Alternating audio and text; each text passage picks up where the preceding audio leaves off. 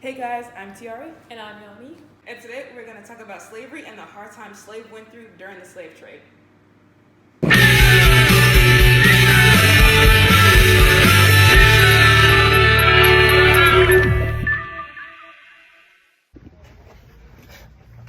Hey guys, there are multiple events during the slave trade where slaves were traded. The slave trade began in 1526 and ended in 1867. During this time, about 12 million men, women, and children were traded along the slave trade. On the way to these places, about 15% of the slaves were dying or ended up dead. The Silk Road, Triangle Trade, and the Atlantic Ocean Trade were all a part of the slave trade. But first, we're going to start with the Silk Road. Silk Road began with the expedition of Zhang Qian in 1308 BC. The Silk Road extended across some of the world's most formidable landscapes, including the Gobi Desert and the Pamir Mountains. Many things were traded along the Silk Road, like silk, spices, porcelain, and even disease. With no one government to provide and keep up, the roads were typically in poor condition. Robbers were common. To protect themselves, traders joined together in caravans with camels or other pack animals. Unfortunately, this could not protect the slaves. Slaves, like silks, were Silk Road goods to be bought, used, and sold for profit, and often transported long distance by land and sea to trade in foreign markets. Slave markets were found across the whole of the Silk Road, from Dublin to the shores of Atlantic to Shandong on the Pacific. And while much of the trade was private merchants, governments also profited by imposing taxes both on the movement and on the sale of slaves. As with many other things traded along the Silk Road, there were both local and regional trade, as well as trade over long distance. Dublin, for example, was probably the largest slave market in Western Europe. Was convenient for Irish, Vikings, and others who had seized captives in raids and battles. Did you know the length of the Silk Road was about 9,000 kilometers? Anyways, I think this is enough about the Silk Road. Oh, what's this? A triangle. Just a triangle. The triangle was a very important thing during the slave trade, and I'll tell you why here in just a minute. I'm going to be telling you about triangle trade. This is from the compartment. So the triangle trade was Europe, Africa, and the Americas, of course.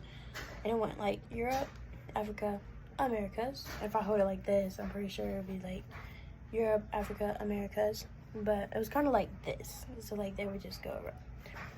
But the triangle trade began in Europe. And then they would ship and manufacture goods like textiles, metals, and more to Africa. And then they would drop those goods off and pick up enslaved Africans and take those slaves to the Americas. And then they would pick up raw materials like cotton, rice, sugar, etc.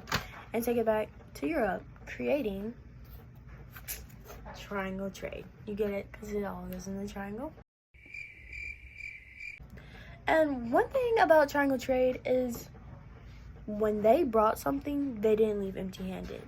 Like when they picked something or someone, slaves, something or someone up, they always picked something else up and took it to the next stop with them, so nobody would be empty-handed, and they would all get something in return. It would be like Europe shipping manufactured goods to Africa, then Africa sending the slaves to America, then America sending raw materials back to Europe, creating that triangle trade, and none of them being empty-handed. So that was very smart of them, but it wasn't. The triangle trade was not good at all for slaves. But the Europeans benefited very, very well from triangle trade because they could open new markets and sell goods of their own, but it was not so good for the slaves. At least 2 million Africans died during the Middle Passage. You may ask what the Middle Passage was. The Middle Passage was a shortcut, basically, that brought slaves from West Africa to the West Indies. This took up to almost 3 or more weeks, and the conditions were terrible, like, just unbelievable. They had no ventilation, compacted in this small, tight area that could probably only fit 10 or 15 people, and they stuffed like 20 and more in there. You might think that's not a lot, but that's a lot of bodies. And they did not feed them very well. They were not taken care of because they were just slaves and they didn't really care. But a majority percentage of them grew sick and died.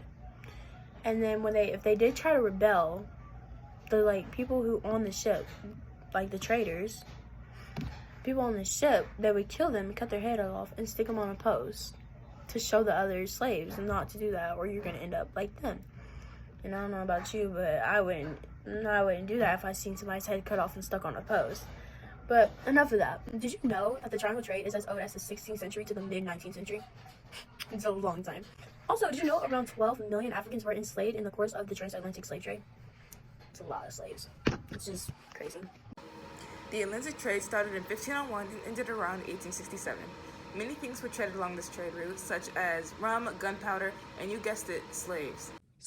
Between 10 and 15 million slaves were traded along the Atlantic slave trade. 48% of the slaves who survived, which by the way wasn't that many, went to the Caribbean, and 41% went to Brazil, while only about 5% went to the US. Many things that the slaves worked, such as sugar, tobacco, and coffee, were not needed to sustain human life. Speaking of coffee, did you know that 1 out of every 10 slaves drank about a gallon of coffee a day? That means that ultimately around 8 to 15 million lives were wasted due to wants of people. And contrary to belief, Europeans at the time were not strong enough to just capture slaves, which meant that Europeans would obtain African slaves by trading. Isn't it crazy that we would be willing to trade ourselves for material objects at all? I mean, it shows a different type of laziness, but that's besides the point. Slaves would be bought and sold along this trade route, similar to how cattle was sold. In fact, that's where the name chattel slavery comes from. Chattel slavery was a way to indicate that slaves were just movable property, which was definitely not fun. Now that we have taught you some fun facts And told you about all the trades involved in the slave trade, make sure you tune in later on TTY. Wade in the water, wade in the water, children, wade. Many things on the slave trade. No. Slave trade began in 1526 and no. Okay, guys, so there were multiple events where the slaves. This time, about 12 million men, women, and children were traded during the Civil War. Events where the slaves were traded. The slave trade began in 1526 and ended in 1867. Okay, let me start. On the way to the places the slaves were going to be traded. Slaves.